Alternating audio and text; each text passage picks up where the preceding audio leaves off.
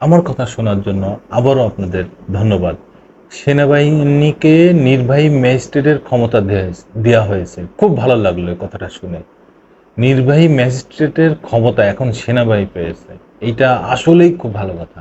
এতদিন ধরে যে সেনাবাহিনী মাঠে আছে, আমার শুধু অবাক লাগতো। অবাক হয়ে নিজের কাছেই নিজে প্রশ্ন করতাম যে সেনাবাহিনী যে মাঠে, সেনাবাহিনীর কাজ কি? কি কাজ করে ওরা? কি করলো এই পর্যন্ত? আমার চোখে বাঁধে নাই যে ওরা এই কাজটা করেছে, এই কাজটা করেছে জনগণের জন্য, জাতির জন্য, বাংলাদেশের জন্য।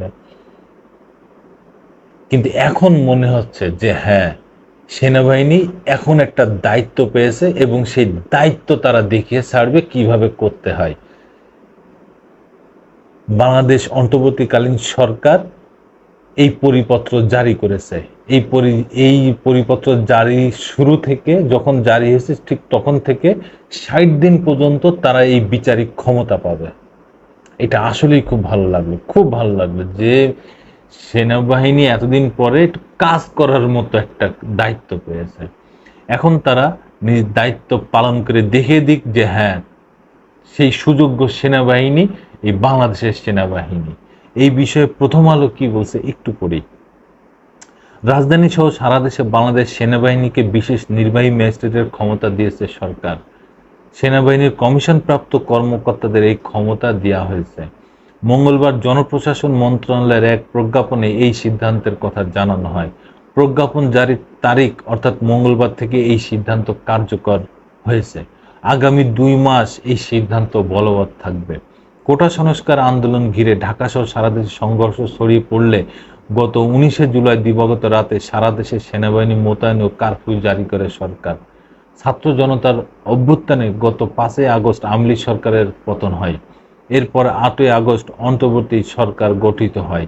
দেশের বিদ্যমান পরিস্থিতিতে এখনো সারা দেশে সেনাবাহিনী মোতায়েন আছে। বর্তমান আইনশৃঙ্খলা পরিস্থিতি নিয়ে নানা আলোচনার মধ্যেই সেনাবাহিনীকে নির্বাহী ম্যাজিস্ট্রেটের ক্ষমতা দিল সরকার। খুব কাজের কাজ করেছে, খুব ভালো কাজ করেছে। ধন্যবাদ অন্তর্বর্তীকালীন সরকার। প্রজ্ঞাপনে বলা হয়, ফৌজদারি কার্যবিধি অনুযায়ী সেনাবাহিনীর কমিশনপ্রাপ্ত কর্মকর্তাদের বিশেষ নির্বাহী ম্যাজিস্ট্রেটের ক্ষমতা অর্পণ করা হলো।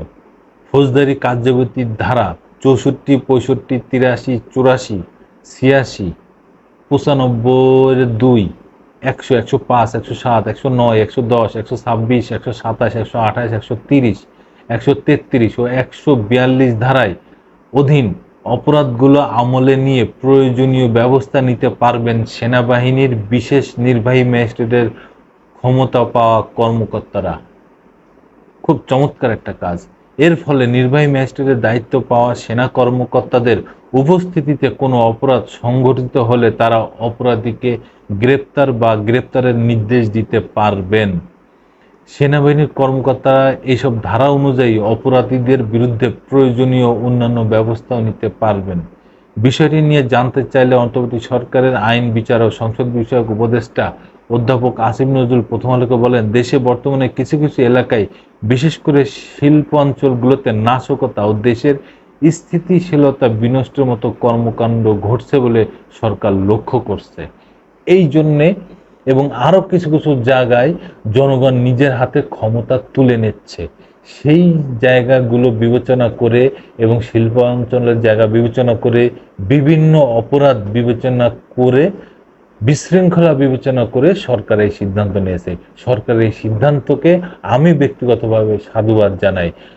দর্শক বন্ধুরা যারা এই ভিডিও দেখতেছেন, তারা যদি আমার সাথে একমত হন অবশ্যই কমেন্টসে জানাবেন যে আপনারা এর সাথে একমত, আর একমত না হলেও কমেন্টসে জানাবেন। এখন দেশে কিছুটা শৃঙ্খলা ফিরে আসবে বলে আমি মনে করি। কিছুটা না, পুরোটাই শৃঙ্খলা ফিরে আসবে। ধন্যবাদ আমার কথা শোনার জন্য। আবার আসবো নতুন কোনো কথা নিয়ে, নতুন কোনো ঘটনা নিয়ে। আমি প্রিন্স।